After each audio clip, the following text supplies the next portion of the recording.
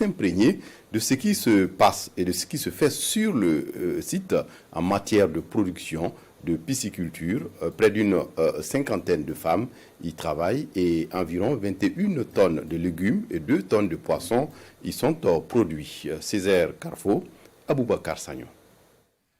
Sur le site du jardin polyvalent de Songo 2, village situé à 12 km de la ville de Pau, la délégation du programme de microfinancement du Fonds pour l'environnement mondial découvre les différentes spéculations produites par les femmes de l'association Tiou-Tiouia.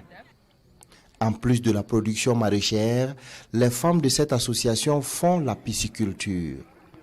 3 étangs sont aménagés à cet effet. Elles y produisent des silures et des carpes. En 2021, plus de 2 tonnes de poissons et 21 tonnes de légumes et de riz ont été produites ici pour un bénéfice cumulé de plus de 6 millions de francs CFA. Ce jardin polyvalent nous permet à chaque femme d'avoir 40 000 francs par mois. Et avec cet argent, on scolarise les enfants, même leur habillement, tout. La famille, nous, on s'occupe bien de nos familles. Et dans la vie, avec d'autres femmes, on n'est plus les mêmes.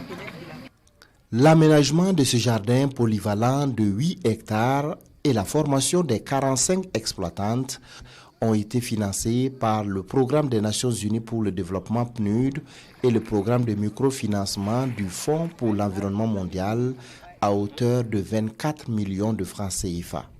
On est très satisfaits. Ils ont pu assurer leur sécurité alimentaire, mais en plus de ça, elles sont allées au-delà, elles produisent des produits qu'elles peuvent vendre, donc elles ont un revenu additionnel. Et ça profite après à toute la famille et finalement aussi à toute la communauté au village. Quand le FEM sélectionne un projet, nous recherchons 3 choses.